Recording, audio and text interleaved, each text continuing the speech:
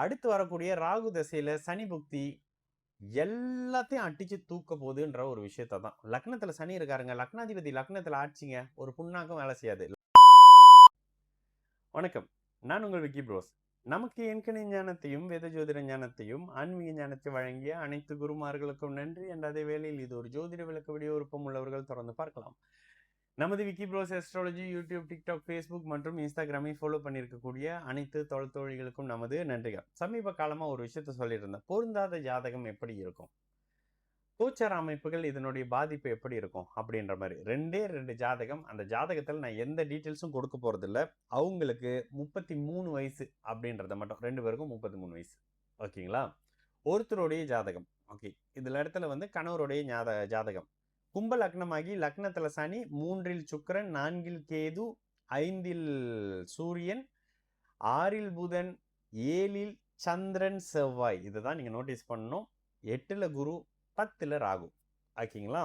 இந்த அமைப்புகள் ஏன் சொல்றேன்றத மைண்ட்ல வச்சுங்க. 2 ஜாதகமும் பக்கம் கொடுக்க சொல்றேன். அதே மாதிரி பொண்ணு வந்து தனுசு லக்னமாகி 3ஆம் இடத்துல சனி, 6ஆம் இடத்தில் கேது, 8ஆம் இடத்தில் சுக்கிரன், 8ஆம் இடத்துல சுக்கிரன், 9ஆம் இடத்தில் சூரியன் புதன், 10ஆம் இடத்தில் குரு செவ்வாய், 12ஆம் இடத்துல சந்திரன் ராகு. ஓகே, இதுல தசாபுக்தி அமைப்புகளை மட்டும் சொல்லிடுறேன், இதையும் நோட்டீஸ் பண்ணிக்கங்க. பொண்ணுக்கு இப்ப நடந்துகிட்டு இருக்கிற தசை சுக்கிர தசையில குரு புக்தி நடந்துகிட்டு இருக்கு. அதே மாதிரி பையனுடைய ஜாதகத்துல ஜென்ம சனி அஷ்டம சனி நடந்துகிட்டு இருக்கு. அஷ்டம சனியில ராகு தசையில சனி புக்தி பிப்ரவரியில இருந்து நடக்க போகுது. இப்ப ராகு தசையில குரு புக்தி நடந்துகிட்டு இருக்கு, ஓகேங்களா? இப்ப ராகு தசை குரு புக்தி நடந்துகிட்டு இருக்கு. யாருக்கு? பையனுக்கு. ராகு தசை குரு புக்தி பையனுக்கு நடந்துகிட்டு இருக்கு. ராகு தசை குரு புக்தியை பாத்துக்கங்க எப்படி இருக்கு அப்படின்னு. அடுத்ததா வரக்கூடிய ராகு தசையில சனி புக்தி, இந்த அமைப்பையும் பார்த்துக்கோங்க. ஓகே, ஜாதகம் போட்டோன்னே ஓகே நான் எல்லாம் சொல்ற ஜாதகம்லாம் செல் பண்ணிட்டு நம்ம ஒரு விஷயத்தை அப்படி எடுத்தோடனே ஒன்று சொல்லணும்ல. இப்போ எடுத்தோடனே அம்மா அந்த நேரத்தில் உங்களுக்கு ரிலேஷன்ஷிப் விஷயம் ஒரு மாதிரி இருக்கு, நல்ல பதில் இல்லை, பிரிஞ்சிருவீங்க. இதான் பதில் சொன்னேன். பிரிஞ்சிருவோமானே அப்படின்னு கேட்டாங்க. ஆமாங்க பிரிஞ்சிருவீங்க, பார்ட்னர் கொடுங்க, டீட்டெயில்ஸ் கொடுங்கன்னு சொல்லிட்டு அப்புறமா தான் ஜாதகத்தை போடுறேன். சிம்ம ராசி பூர நட்சத்திரம். கோச்சாரமே இல்லைன்னு சொல்லிக்கிட்டு இருக்கிறவங்க, ஜென்ம அஷ்டம சனியே இன்னும் நடக்கலன்னு சொல்லிக்கிட்டு இருக்கிறவங்களுக்கு சிம்மராசி பூர நட்சத்திரக்காரங்க, அம்மா இவருக்கு வேலை இடத்துல கடுமையான பிரச்சனை இருக்கு, வேலையும் போக போகுது, ஓகேங்களா? வேலை போக போகுது. என்ன அப்படி சொல்லிட்டீங்க? இல்லை நீங்க சொல்லுங்க என்ன நடக்குது. அண்ணன் இந்த நபர் இந்த அரசு துறையில இன்னாரா இருக்கிறாரு, சமீப காலமா ஒரு வழக்கு போய்கிட்டு இருக்கு, வழக்கு மட்டும் நிரூபணம் ஆயிடுச்சுன்னா வேலை போயிடும்.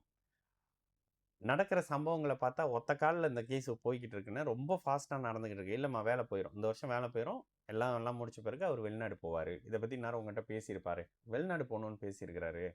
கவர்மெண்ட் ஜாப்ல இருந்துக்கிட்டு எப்படி வெளிநாடு போவீங்க அப்படின்னு சொல்லி நான் சில விஷயம்லாம் சொல்லிக்கிட்டே இருக்கேன். அம்மா இந்த மாதிரிம்மா ஒரு ஏற்கனவே திருமணமான பொண்ணுங்களோட அப்படி இப்படின்லாம் திருமணமான நம்ம அடிக்கடி சொல்கிற ஆன்டி லவர்னு வச்சுக்கோங்க. அப்படி தான் சொன்னேன், ஆன்டி லவர்மா அவரு அப்படின்ட்டுன்னு. ஆமாங்க, அப்படி என்னங்க பண்ணுறது, ஒன்றுமே பண்ண முடியாதுமா, நீங்களும் வெளியில் போக போகிறீங்க, அவரும் வெளியில் போக போகிறாரு.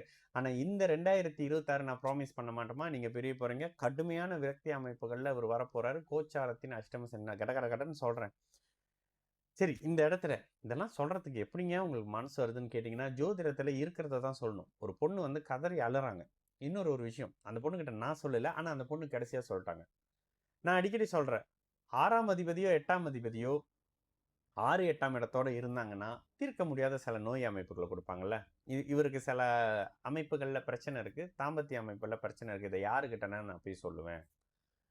உங்களை மதிச்சாங்க ஒரு ஜோதிடரா அப்படின்னு வச்சுக்கோங்களேன், எவ்வளோ சின்ன வயசு நபராக இருக்கட்டும், எவ்வளோ அழகானவங்களா இருக்கட்டும், எவ்வளோ பெரிய செலிபிரிட்டியாக இருக்கட்டும், மனசை திறந்து பெத்த தாய் தகப்பங்கிட்ட சொல்ல முடியாத விஷயத்த உங்ககிட்ட சொல்லுவாங்க உங்களை நம்பி, ஓகேங்களா? இந்த இடத்துல அண்ணா இந்த மாதிரியான அமைப்புகள் இருக்குன்றதுனால எங்களுக்குள்ள தாம்பத்தியமே இல்லைண்ணே, என்னோட வயசு 33 வயசு ஆகுதுண்ணே, நான் சொசைட்டிக்கு எனக்கு போகிற இடத்துலலாம் வந்து குழந்தை அப்படி இப்படின்னு கேட்குறாங்க, அவர் அதுக்கு தகுதியானவர் இல்லைண்ணே. ஆமாங்க, தகுதியானவர் இல்லை. சுக்கிரன் 3ல் மறைஞ்சிட்டாலே அதுக்கான அமைப்புகள் இல்லை. ஆனால் இவர் சும்மா இருக்க மாட்டாருங்க அப்படின்னும் சில விஷயம் சொன்னேன். இப்போ ஏங்க இந்த கதையை சொல்லிக்கிட்டு இருக்கிறீங்க? ஒன்று அடுத்து வரக்கூடிய ராகு தசையில சனி புக்தி எல்லாத்தையும் அடிச்சு தூக்க போகுதுன்ற ஒரு விஷயத்த தான். லக்னத்துல சனி இருக்காருங்க, லக்னாதிபதி லக்னத்துல ஆட்சிங்க, ஒரு புண்ணாக்கும் வேலை செய்யாது. லக்னாதிபதி கடுமையான பாபத்துவம், சிம்ம வீடு கடுமையான பாபத்துவம்.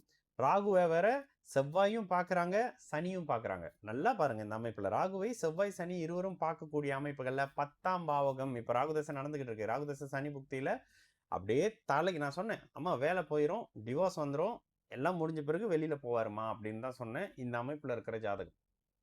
எப்படிங்க? இதெல்லாம் கண்ணுக்கு தெரியும்னா இன்னொன்னு ஒரு விஷயம் சொன்னேன். அம்மா இந்த ஜாதகத்துக்கு திருமண பொருத்தம் என்கிட்ட வந்திருந்தீங்கன்னா, 2027, 28க்கு பிறகு கல்யாணம் வச்சுக்கங்கன்னு சொல்லியிருப்பேன். ஆனா என்ன, இந்த இடத்துல எல்லாம் பார்த்திருப்பீங்கன்னு. அவங்க அத பத்தி சொல்லல. அவங்க பார்த்தாங்களா இல்லையான்னு சொல்லல. இல்லன்னா நாங்க லவ் பண்ணி தான் கல்யாணம் பண்ணோம் அப்படின்னு சொன்னாங்க. ஆனா இந்த இடத்துல என்கிட்ட இந்த ஜாதகம் வந்திருந்தா ஒரே காரணத்துக்காக ரிஜெக்ட் பண்ணியிருப்பேம்மா. 1வது உங்களுடைய குரு தசை சுக்கிர புத்திக்காகவும், இவருடைய அஷ்டம சனிக்காகவும். கண்டிப்பாக 2 பேர் அமைப்புகள டிஸ்டர்ப் பண்ணும். இவருக்கு இப்ப கல்யாணம் இல்லம்மா. 7ஆம் இடம் கடுமையாக பாதிக்கப்பட்டிருக்கு. இந்த ஜாதகத்த பாருங்க. 7ஆம் இடம் கடுமையான பாதிப்பு.